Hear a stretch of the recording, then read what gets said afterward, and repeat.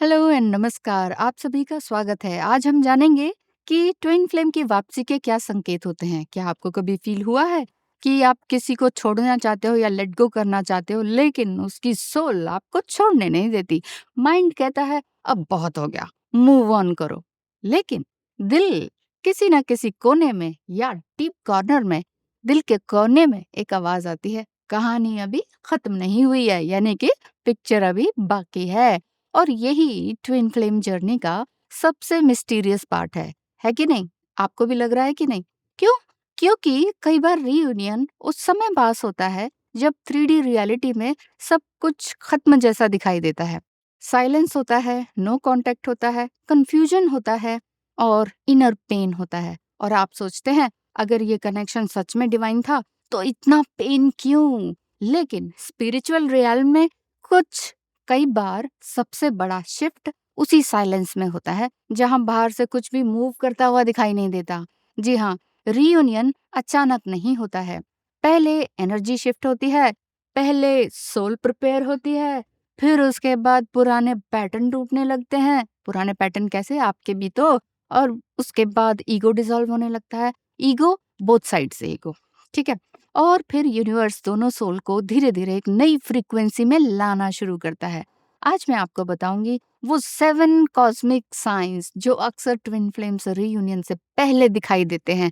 हो सकता है आपका भी रीयूनियन होने वाला हो, तो देखते हैं, लास्ट तक देखिएगा। लास्ट का साइन बहुत पावरफुल है। क्यों? क्योंकि वही बताता है कि आप सच में रीयूनियन एनर्जी में एंटर कर चुके हो या नहीं, या फिर अभी भी अटैचमेंट में फंसे हुए हो। तो पॉइंट नंबर 1 नोट कर लीजिए, वो ये कि अचानक इमोशंस बहुत इंटेंस हो जाते हैं। जी हाँ, रीयूनियन से पहले आपको लग सकता है कि आप इमोशनली फिर से टूट रहे हो, वापस बैक हो गए हो, सारा इनर वर्क खराब हो गया। लेकिन एक दिन आप नेक्स्ट डे मतलब बहुत ही स्ट्रांग फील करते हो, और नेक्स्ट डे फिर से उनकी याद आती है या साइलेंस में चले जाना होता है। सब कुछ फिर से ट्रिगर होने लगता है, इसीलिए आपको लगता है कि सब कुछ पीछे तो नहीं जा रहा। मैंने तो हीलिंग कर ली, लेकिन पेन वापस क्यों आ रहा है, ऐसे समझ में नहीं आता। लेकिन ये पेन वापस आने के लिए नहीं आता, ये रिलीज होने के लिए आता है। यूनिवर्स रीयूनियन से पहले आपके अंदर की वो सारी सप्रेस्ड इमोशंस को बाहर निकालता है, जिन्हें आपने बस दबा दिया था, हील नहीं किया था। आपके अंदर अबैंडनमेंट फियर हो सकता है, रिजेक्शन वुंड हो सकता है, मैं इनफ नहीं हूँ ऐसी वाली फीलिंग हो सकती है कि नहीं? कभी होता है ना।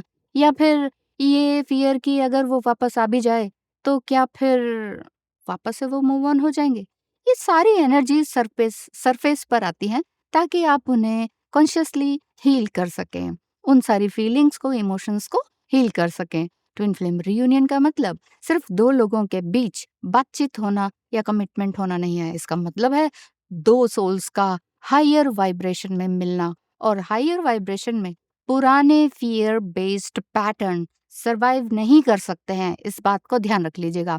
तो दूसरा पॉइंट क्या है रियूनियन का संकेत?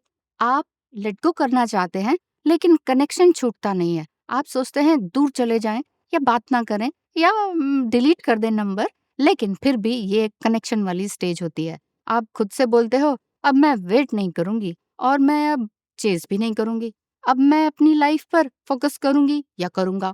लेकिन जैसे ही आप जेन्युइनली डिटैच करने लगते हो, उनकी एनर्जी और स्ट्रांगली आपको फील होने लगती है कि नहीं? तो कभी कभी अचानक उनका नाम सामने आ जाता है और कोई सॉन्ग सुनाई दे जाता है, जिससे कि आपका हार्ट फिर से हैवी हो जाता है और आप कहते हो हाय आज का भी 3-4 घंटे गए। तो उनके इमोशंस आपको उन्हीं सब चीजों में फील होने लगते हैं। कभी ऐसा लगता है कि वो आपके आसपास है, जबकि फिजिकल रियलिटी में वो कहीं नहीं है। ये अटैचमेंट भी हो सकता है, लेकिन ये आपको समझने की बात है। कई बार ये सोल कॉर्ड का एक्टिवेशन भी होता है। बेसिकली अटैचमेंट नहीं होता, सोल कॉर्ड का एक्टिवेशन। तो ट्विन फ्लेम कनेक्शन में एनर्जी पहले मूव करती है, ठीक है, फिजिकल एक्शन बाद में आता है। इसीलिए जब आप सच में अपनी एनर्जी वापस खुद में लाने लगते हैं, तो सामने वाली सोल भी उसको शिफ्ट करने लगती है, उसके अंदर भी चेंजेस आते हैं। क्यों? क्योंकि ट्विन फ्लेम सेपरेशन बॉडीज में होते हैं, लेकिन एनर्जेटिक फील्ड में बिल्कुल डीप लेवल का कनेक्शन रहता है। इस चीज को आप महसूस कीजिए। और तीसरी बात, हो सकता है कर रहे हैं, तीसरी बात, dreams and spiritual science suddenly बढ़ जाते हैं, यानी कि बहुत ही विविड ड्रीम्स आते हैं और आप अपने सपने में उनको भी देख रहे होते हैं, या सडनली कोई झपकी आ गई तो आपने उनको देख लिया, या आपको लगा कि कोई आपका पार्टनर जो है आपको अपॉलॉजी कर रहे हैं। या फिर ऐसा लगता है कि आप दोनों ड्रीम में किसी फ़ैमिलियर प्लेस पर मिल रहे हैं, और कई बार ऐसा लगता है कि आप सिर्फ़ उनकी आईज़ को ही देख रहे हैं, या सडनली ऐसी फीलिंग आपके अंदर रहती है। सो रिपीटिंग नंबर्स भी आपको दिखने लगते हैं, जैसे 1111, 222, 555, 777 नंबर, या फिर उनका नाम, उनकी बर्थ डेट, उनका सिटी का नेम, उनकी कोई पुरानी memory, song, symbols.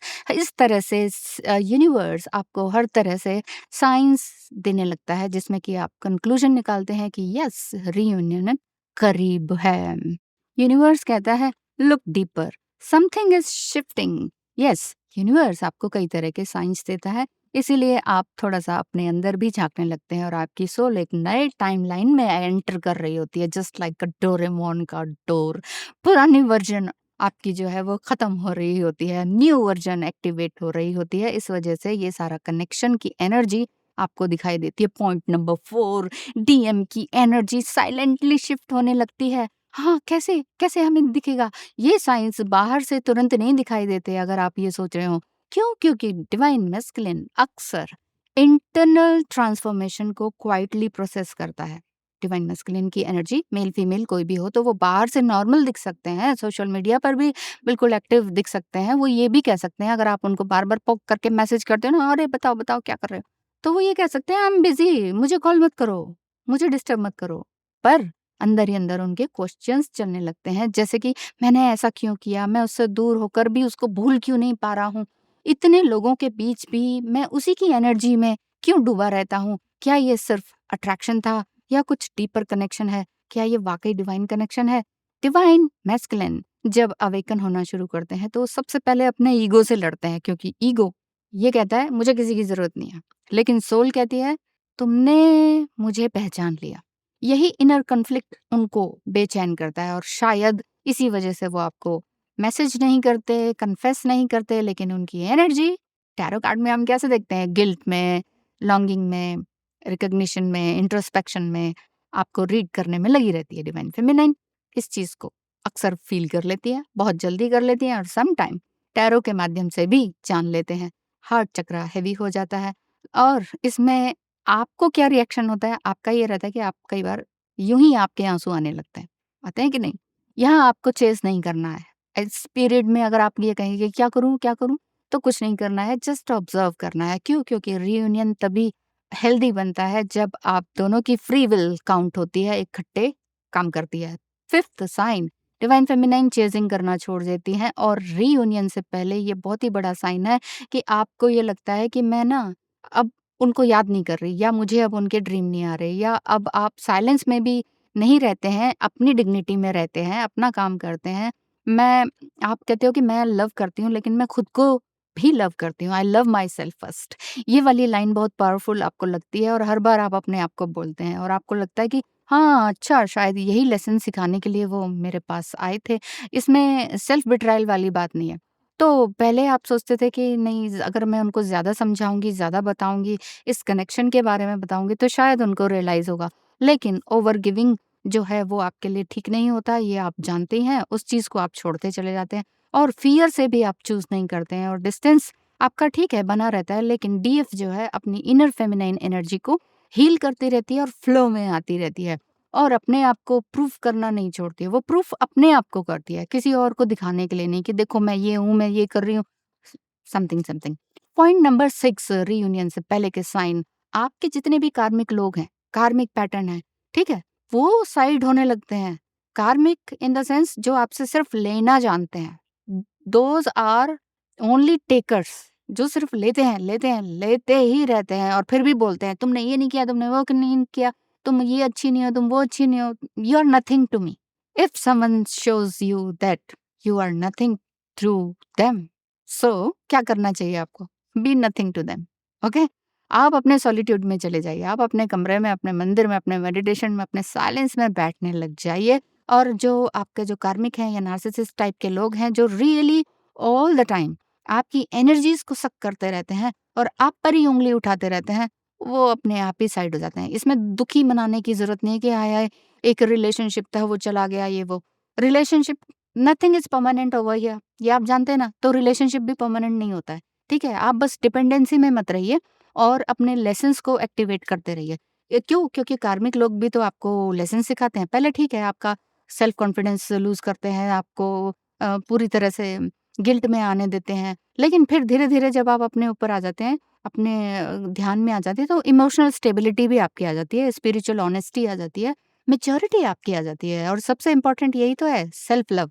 7th point है कि आप कामनेस फ़ील करने लगते हैं। जी हाँ, सबसे मिस्टीरियस और सबसे पावरफुल साइन है, आप बहुत काम फ़ील करते हैं। ये वाला फ़ेज़ ये ऐसा है कि आप किसी को दिखाने के लिए ये नहीं कह रहे हो कि I am so cool and काम।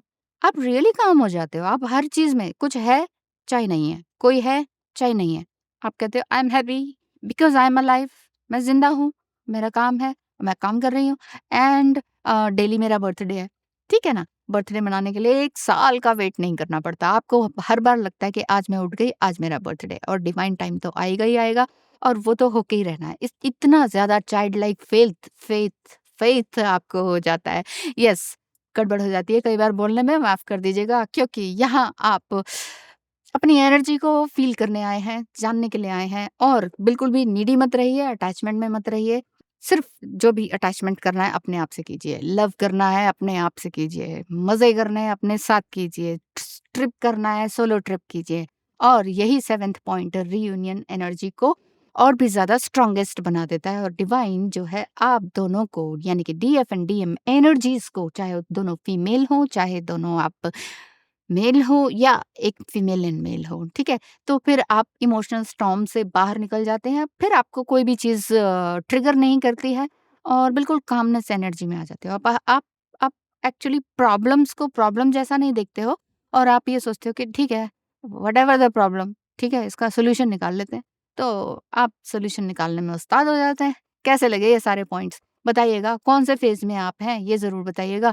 और क्या रियली आपके अंदर इतनी मैच्योरिटी आ गई है कि अब कोई भी कैसी भी स्थिति या कोई भी इंसान आपका कुछ नहीं बिगाड़ सकता? क्या इस तरह की एनर्जी में आ गए हैं? यानी कि आपका इमोशनल पीस अब कोई और डिस्टर्ब नहीं कर सकता। ऐसी एनर्जी में अगर आप आ गए हैं तो congratulations and wish you all the best. मिलेंगे कल फिर।